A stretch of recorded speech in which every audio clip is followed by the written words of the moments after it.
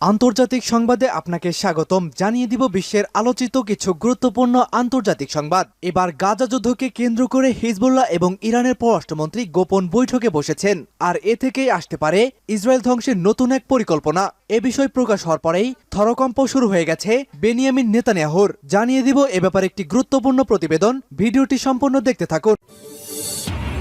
এদিকে এবার পুরোপুরি কপাল পড়েছে ইসরায়েলের। পুতিন এবং শি জিনপিং নিয়ন্ত্রিত যে নতুন ব্রিক্স জোট প্রতিষ্ঠিত হয়েছে, তারা ইসরায়েলের তুমুল নিন্দা করেছে, সাথে সাথে পশ্চিমাদের চরম হুঁশিয়ারিও দিয়েছে।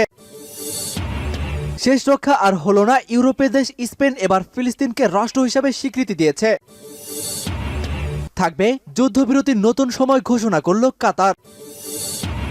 সর্বশেষ জানিয়ে দিব এবার ইসরায়েলকে সমর্থনকারী দেশগুলোকে ভয়ঙ্কর হুঁশিয়ারি দিল এরদোয়ান। চাপে পড়ে গেছে নেতানিয়াহু, সময় যেন সংকটে পরিণত হয়েছে।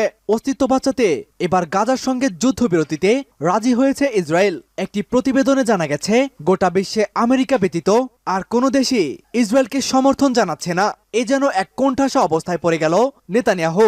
ইহুদিদের অস্তিত্ব হারিয়ে যেতে এটুকুই যথেষ্ট। গোটা সংবাদ সম্পর্কে আপনার মূল্যবান মন্তব্যটি আমাদের কমেন্ট বক্সে জানিয়ে দিন। আমাদের ভিডিওটিতে একটি লাইক দিন এবং চ্যানেলটি সাবস্ক্রাইব করে পরবর্তী আপডেট সংবাদ সবার আগে পেতে আমাদের সাথেই জুড়ে থাকুন। মার্কিন সেনাদের উপরে হামলা অব্যাহত রাখার ঘোষণা দিয়েছে ইরাকি গোষ্ঠী। ইরাকের প্রতিরোধ গোষ্ঠী কাতাইব হিজবুল্লাহ সম্প্রতি ঘোষণা করেছিল তারা আর মধ্যপ্রাচ্যে মার্কিন সেনাদের লক্ষ্য করে কোনো প্রকার হামলা চালাবে না। সেই ঘোষণায় খানিকটা স্বস্তি পেলেও আবার অস্বস্তিকর পরিস্থিতি হাজির হয়েছে মার্কিন প্রেসিডেন্ট জো বাইডেনের জন্য।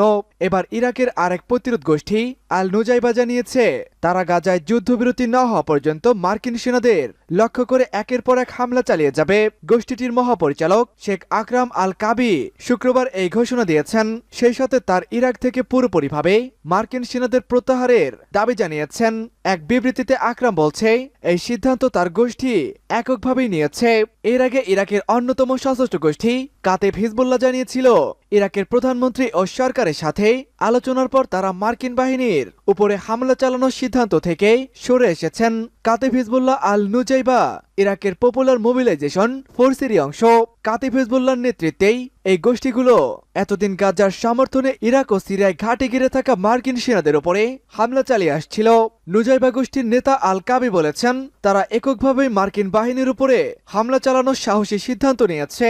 তার মতে আল নুজাইবার স্বাধীনতার চেতনা ধরে রাখতেই এই লড়াই অব্যাহত রয়েছে। জর্ডানে মার্কিন ঘাঁটিতে ড্রোন হামলায় 3 সেনা নিহত হওয়ার ঘটনায় ইরাকি যোদ্ধাদের লক্ষ্য করে কয়েক দফা হুমকি দেয় জো বাইডেন প্রশাসন। সেই হুমকির জবাবে আল নুজাইবা প্রধান বলেছেন আমেরিকা হুমকি ধামকি দিয়ে প্রতিরোধ যোদ্ধাদের দমিয়ে রাখতে চায়, তবে তাদের এই হুমকি কোনো ধরনের কাজেই আসবে না। গাজা যুদ্ধকে কেন্দ্র করে হিজবুল্লাহ এবং ইরানের নতুন বৈঠক অনুষ্ঠিত হচ্ছে, আর এ থেকেই বেরিয়ে আসতে পারে ইসরায়েল ধ্বংসের নতুন এক পরিকল্পনা। লেবাননের শক্তিশালী সশস্ত্র গোষ্ঠী হিজবুল্লাহ প্রধানের সঙ্গে বৈঠক করেছেন ইরানের পররাষ্ট্রমন্ত্রী হোসাইন আমির আব্দুলাহিয়ান। লেবাননের একটি অজ্ঞাত স্থানে তাদের এই বৈঠকটি হয়েছে। লেবাননের সংবাদ মাধ্যম নাহার নেট জানিয়েছেন গতকাল বুধবার লেবাননে যান ইরানের পররাষ্ট্রমন্ত্রী। গত 7 অক্টোবর হামাস ও ইসরায়েলের মধ্যে যুদ্ধ বাঁধার পর এটি লেবাননে তার দ্বিতীয় সফর।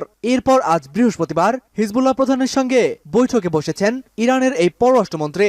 লেবাননে পৌঁছে ইরানি পররাষ্ট্রমন্ত্রী হুঁশিয়ারি সুরে বলেছেন কাতারের মধ্যস্থতায় যদি হামাস ও ইসরায়েলের মধ্যে যুদ্ধবিরতির চুক্তি না হয় তাহলে যুদ্ধ এই অঞ্চলের অন্যান্য জায়গায় ছড়িয়ে পড়তে পারে। তিনি আরো বলেন যদি আগামীকাল যুদ্ধবিরতি শুরু হয়, যদি এটি অব্যাহত না থাকে তাহলে এ অঞ্চলের অবস্থা যুদ্ধবিরতির আগের পর্যায়ে থাকবে না এবং যুদ্ধের পরিধি অনেক বেড়ে যাবে। হিজবুল্লাহ প্রধানের সঙ্গে বৈঠকের আগে লেবাননের রাজধানী বৈরুতে গতকাল ফিলিস্তিনি ইসলামী জিহাদের সেক্রেটারি জেনারেল খলিল আল হায়া, হামাসের পলিটি ব্যুরোর একজন সদস্য এবং 2 সশস্ত্র গোষ্ঠীর অন্যান্য সদস্যদের সঙ্গে আলোচনায় বসেন এই ইরানি পররাষ্ট্রমন্ত্রী। হামাস ও ইসরায়েলের মধ্যে বৃহস্পতিবার থেকে 4 দিনের যুদ্ধবিরতি শুরু হওয়ার কথা থাকলেও সেটি অনুষ্ঠিত হয়নি। কাতারের পররাষ্ট্র মন্ত্রণালয়ের বরাতে আন্তর্জাতিক সংবাদ মাধ্যমগুলো জানিয়েছে আগামীকাল শুক্রবার থেকে এই যুদ্ধবিরতি শুরু হতে পারে। মূলত কিছু বিষয় সমাধান না হওয়া পর্যন্ত যুদ্ধবিরতিটি পিছিয়ে যাচ্ছে। সূত্র দ্য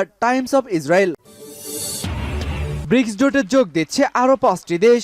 গত বছর আমন্ত্রণ জানানোর পর এবার তারা জোটে যোগ দেওয়ার সিদ্ধান্ত জানিয়েছেন। বুধবার বার্তা সংস্থা রয়টার্সের এক প্রতিবেদনে এমন তথ্য জানানো হয়েছে। দক্ষিণ আফ্রিকার পররাষ্ট্রমন্ত্রী নালেদি পান্ডোর বুধবার জানিয়েছেন 5টি দেশ জোটে যোগ দেওয়ার কথা নিশ্চিত করেছে। দেশগুলো হলো মিশর, ইথিওপিয়া, ইরান ও সৌদি আরব এবং সাথে সংযুক্ত আরব আমিরাত। গেল বছর তাদের আমন্ত্রণ জানানো হয়েছিল। গত বছরের আগস্টে জোহানবার্গে ব্রিক্স সম্মেলন অনুষ্ঠিত হয়েছিল। ওই সময় আর্জেন্টিনা সহ 6 দেশকে জোটে অংশগ্রহণের আমন্ত্রণ জানানো হয়েছিল। তবে এতে যোগ না দেওয়ার সিদ্ধান্ত জানায় আর্জেন্টিনা সরকার। দেশগুলো জোটে যোগ দেওয়ার মাধ্যমে এর সদস্যের সংখ্যা যুদ্ধবিরতির নতুন সময় ঘোষণা করবে কাতার। ফিলিস্তিনি সশস্ত্র গোষ্ঠী হামাস ও ইসরায়েলের মধ্যে বৃহস্পতিবার থেকে 4 দিনের যুদ্ধবিরতি শুরু হওয়ার কথা ছিল। কিছু কারণে সেটি পিছিয়ে গেছে, তবে যুদ্ধবিরতির সম্ভাবনা এখনো ভেস্তে যায়নি। হামাস ও ইসরায়েলের মধ্যে যুদ্ধবিরতির মধ্যস্থকারী দেশ কাতারের পররাষ্ট্র মন্ত্রণালয় বৃহস্পতিবার জানিয়েছে কয়েক ঘন্টার মধ্যে তারা জানাবে যুদ্ধবিরতি কখন থেকে শুরু হবে। খবর টাইমস অফ ইসরায়েলের। কাতারের একটি কূটনৈতিক সূত্র জানিয়েছে শুক্রবার সকাল থেকে যুদ্ধবিরতি শুরুর সম্ভাবনা রয়েছে।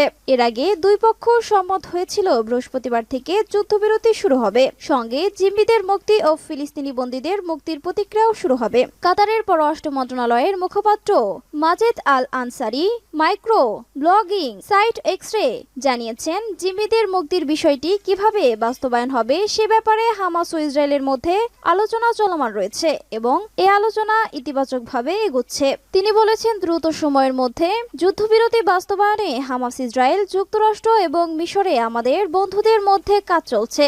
এছাড়া দুই পক্ষ যুদ্ধবিরতি চুক্তির শর্ত যেন মানে সে বিষয়টি নিশ্চিতে যা প্রয়োজন তা করা হচ্ছে। হামাস ও ইসরায়েলের মধ্যে যদি শুক্রবার থেকে যুদ্ধবিরতি শুরু হয় তাহলে আগামী 4 দিনের মধ্যে হামাস 50 জিম্মিকে মুক্তি দেবে। অপরদিকে ইসরায়েল তাদের কারাগার থেকে 150 জিম্মিকে মুক্তি দেবে। দুই পক্ষই মূলত নারী ও শিশুদের মুক্তি দেবে। ফিলিস্তিন রাষ্ট্রকে স্বীকৃতি দেওয়ার পক্ষে স্পেনের পররাষ্ট্রমন্ত্রী হোসে ম্যানুয়েল আলভারেজ জানিয়েছেন তারা ফিলিস্তিন রাষ্ট্রকে স্বীকৃতি দেওয়ার পক্ষে এবং খুব স্বল্প সময়ে মানবিক যুদ্ধবিরতি হবে বলে তারা আশা করছেন। স্প্যানিশ রেডিও স্টেশন আরএনই এর সাক্ষাৎকারে আলভারেজ বলেন একটি ফিলিস্তিনি রাষ্ট্র মধ্যপ্রাচ্য শান্তির জন্য সর্বভৌমত্ব গ্যারান্টি হবে। স্পেনের প্রধানমন্ত্রী পেদ্রো সানচেজ বেলজিয়ামের প্রধানমন্ত্রী আলেকজান্ডার ডি ক্রুর সাথে বৃহস্পতিবার